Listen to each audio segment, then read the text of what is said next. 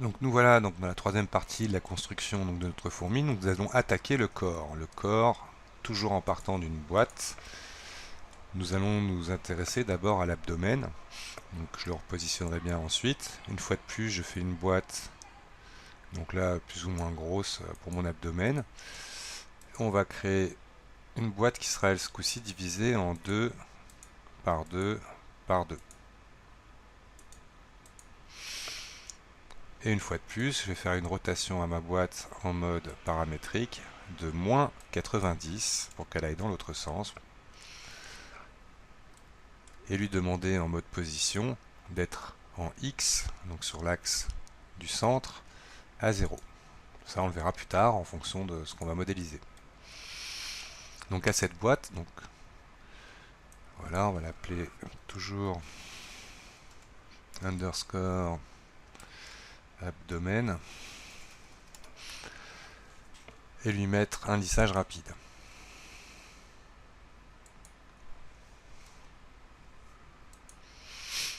Et un FFD x3 x3 x3. Donc là très simple, je vais venir jouer avec échelle et des déplacements avec les points de contrôle. Donc déjà je vais essayer d'arrondir un petit peu tout de suite, vous voyez, parce que là c'est très aplati à cause du maillage. Donc avec échelle déjà, hop, on vient chercher une rotation un peu plus intéressante, une forme plus intéressante, plus ronde. Donc là on voit qu'on peut prendre tout ça, tous les sommets d'un coup. Voilà, c'est un peu plus arrondi. Je prends l'extrémité ici par exemple, et par le centre de mon outil échelle, je viens réduire, hop, ici un peu moins. Je vais prendre le point qui est ici et le déplacer pour obtenir cette forme-là. Pareil de l'autre côté, je prends le point au centre que je vais tirer un peu en arrière. Rien de plus compliqué. Hop. Une fois de plus, je vais rajouter par-dessus le modificateur sélectionné poly pour ne pas être embêté avec ma cage FFD quand je le sélectionne. Je vais remettre le pivot sur ma géométrie. Voilà. Et je vais cloner mon objet. Shift plus déplacer en mode copie. Et celui-ci, nous allons donc maintenant le modifier en faisant une échelle globale. Donc sur le FFD, point de contrôle, là je vais tout prendre, hop, échelle. Avec la rotation, je tourne tous mes éléments. Ah, tous les sommets n'étaient pas sélectionnés, faut croire. Et en passant par l'axe vue et le centre de ma sélection. Pour me faciliter la rotation à 180, je vais activer la bascule d'accrochage à l'angle. Hop, 280 degrés. J'ai l'information ici dans mon écran. Là, je vais sortir un peu tout l'ensemble pour voir ce qui se passe. Ça me semble pas mal comme ça. On va encore alors là, prendre... Donc voilà, dans cette deuxième partie, nous allons maintenant... Donc la fenêtre de calcul était terminée. Donc là, bref, j'espère que vous n'êtes pas perdu. Donc là, je prends le sommet vers l'avant. Là, je l'avais raté en jouant avec l'échelle. Et je vais encore diminuer tout ça sur un axe comme ça. Et juste sur un planaire de cette manière. Alors là, par contre, je vais peut-être prendre toute cette tranche et la grossir. En déplaçant donc tous les points.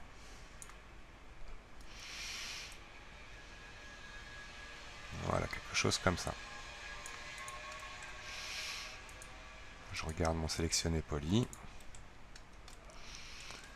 Et c'est pas mal. Je vais prendre le même objet que je vais cloner pour la tête. Donc lui, on va juste affiner un petit peu le coup. Je prends tout ça. L'échelle. Comme ça. Et on va reprendre l'abdomen que je vais déplacer en copie pour faire le corps. Donc l'abdomen était un peu plus gros, donc je vais maintenant basculer en sélectionner en point de contrôle avancer tout ça jusqu'ici, à peu près comme ça. Prendre les sommets qui sont en bas, les remonter.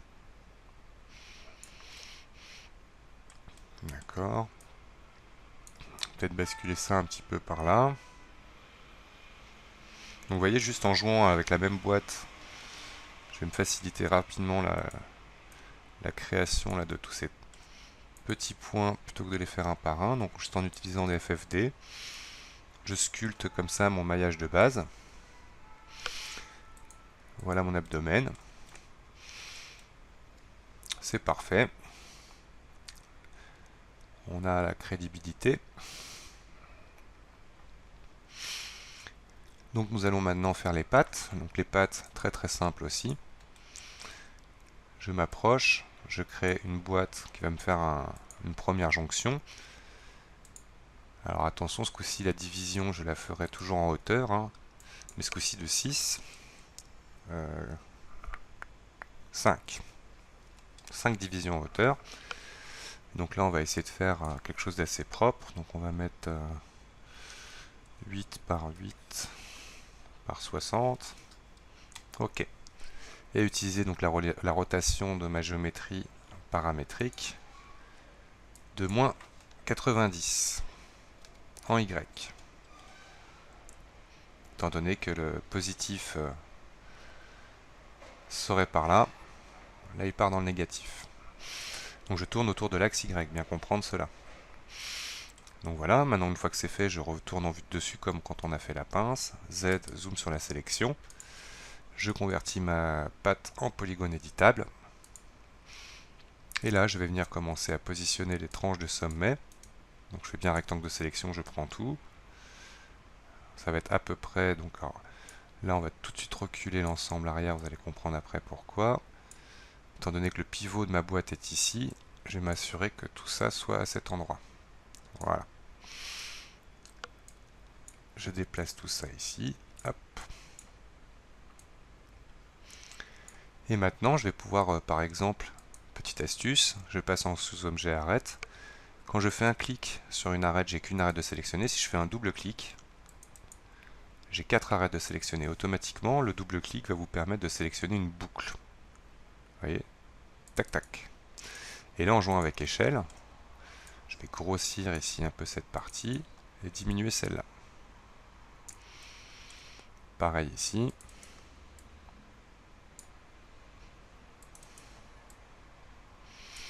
Toujours la code couleur en noir, en gris foncé pour moi. Ferai comme vous voulez vous. Là, je vais donner un peu plus. Alors là, il veut pas, donc c'est très simple. Je vais passer par le polygone que je déplace un petit peu. Je repasse en mode arrête. Celle-là un petit peu par là. Voilà, quelque chose comme ça. Je vais rajouter le lissage rapide. Et contrôler un peu mieux donc mes effets. Donc là j'affiche le résultat final, échelle.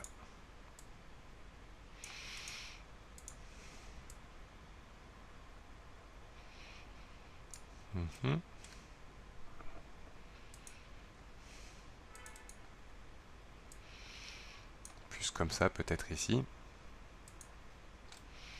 Voilà. Alors le pivot est plus ou moins au bon endroit. On corrigera de toute façon ça dans un prochain cours. Donc là je vais bien positionner déjà celui-ci à l'endroit où ça m'intéressera. Shift plus déplacer. Et là je le mets un peu à l'intérieur.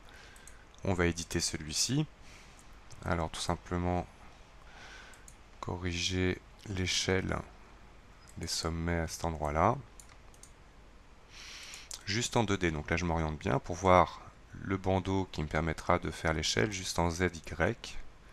Ne pas hésiter à mettre voilà, l'affichage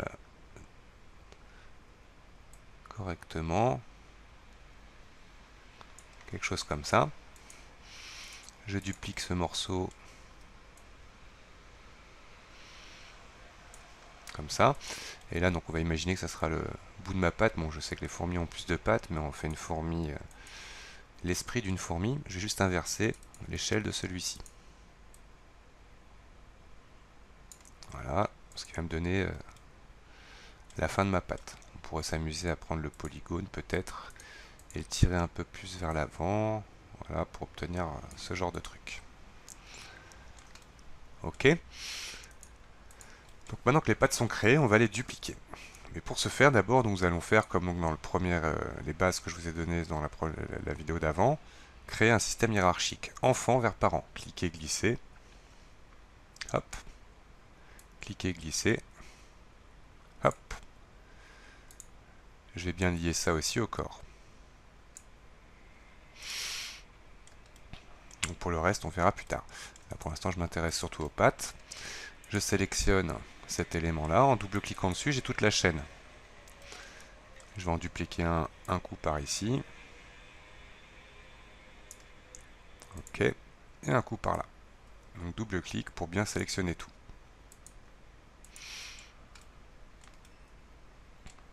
Donc là, peut-être que celui-ci, on va le rentrer un peu plus dans le corps et tout de suite l'orienter un petit peu par rapport aux faces, comme celui-là. Donc là, après, il s'agit de positionner de manière à peu près égale les pattes. Et nous allons maintenant sélectionner toutes nos pattes. Alors faites bien attention de ne pas être en mode capture. Je sélectionne donc toutes les pattes d'un coup. Hop. Comme nous avions fait tout à l'heure, je passe en mode choisi de ma vue. Et je fais un miroir. Voilà. À ce stade, donc là je vais sauvegarder ma scène, donc en faisant fichier enregistrer sous, en version 5. Toc. Comme ça je reviendrai. Donc là c'est juste pour faire finaliser, je dirais, une petite image de rendu. On verra ensuite pour les liens, etc. Donc là je passe en mode local de ma rotation et je vais commencer, voilà, à donner un peu une orientation à mes pattes. Grâce à l'axe local, c'est rapide. Ah tiens, d'abord je pense qu'on va juste, avant d'avoir fait ça, je vais ajouter le modificateur, donc je vais partir de celle-ci. Donc là je vais recommencer le clonage ensuite. Donc le positionnement étant bien, je ne vais pas le refaire. Mais là, par rapport à un esthétique aussi, si on va tout recommencer, ça ira plus vite comme ça. Je supprime tout ça. Double-clic, c'est très pratique. Là je vais rajouter donc un FFD 3x3x3 et un sélectionné poly. Donc dans le 3x3x3, je vais juste venir ici m'amuser à déformer un petit peu la patte vers le bas comme ça pour donner un côté moins angulaire. Et là les glisser, déplacer, hop, glisser, déplacer. Pareil pour le sélectionner poly, glisser sur l'autre géométrie, comme ça je ne vois plus la boîte englobante. Voilà, ce qui me donnera des pattes un peu plus sympathiques. On imagine même ici, on va l'exagérer un peu plus. Ah, là on voit qu'effectivement comme j'avais changé la donne, bref, ça ne gêne pas trop. Point de contrôle, sinon on peut définir son volume. Voilà. Ok. Ouais. Voilà. Remettre la cage un peu plus au centre. Et maintenant prendre les points de contrôle ici et venir, voilà, comme ça casser un peu plus la patte. Donner un côté un peu plus organique. Donc je redouble-clique dans mes objets. Alors attention, là le pivot vue est choisi. Je reprends le pivot par exemple de l'objet. Et de 1 en copie et de 2 en copie. Vous voyez, c'est très facile à refaire. Je prends que le premier élément, je le positionne dans le corps, rotation. Voilà. Pareil pour celui-là. Et je le déplace pour qu'il rentre dans le corps.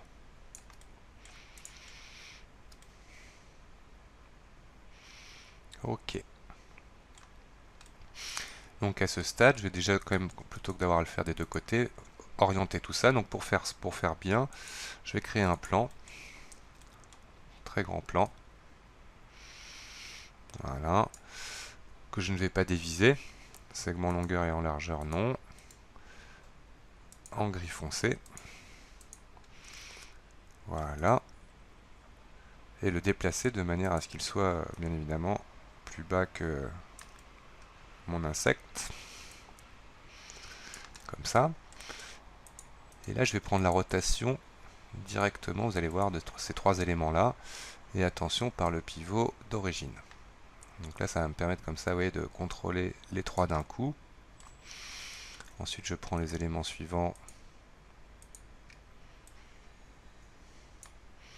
et les derniers éléments, rotation,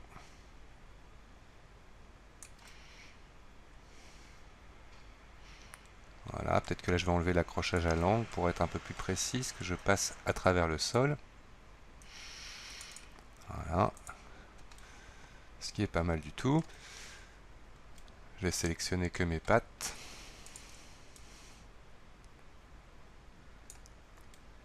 grâce à la capture, vous voyez, j'ai sélectionné que les pattes, une fois de plus en mode vue choisie. Je fais mon miroir. Alors avant tout je vais faire mes liens.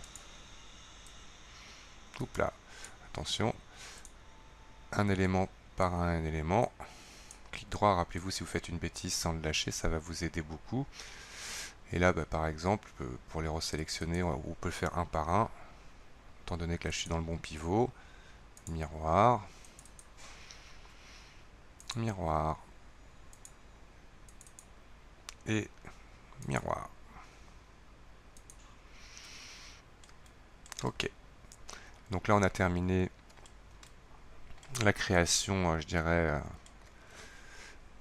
basique. Je vais juste me donner un petit affichage sympathique en mettant le mode stylisé technique, tech, et masquer la grille dans le petit plus. Pour désélectionner tout, CTRL D. Et là, si je veux me faire une petite capture d'écran pour voir le résultat de mon travail, je vais aller dans Outils, Aperçu, Capturer fenêtre et capturer une image fixe. Il va vous proposer une étiquette, je ne veux pas, capturer, et voilà le résultat. Donc merci d'avoir regardé cette vidéo. Donc dans un prochain tuto, on apprendra à correctement positionner les pivots, surtout pour le corps, et mettre quelques matériaux sur notre fourmi pour ensuite la rendre sur une photo avec une technique de positionnement de 3D sur une photo. Donc merci et à bientôt.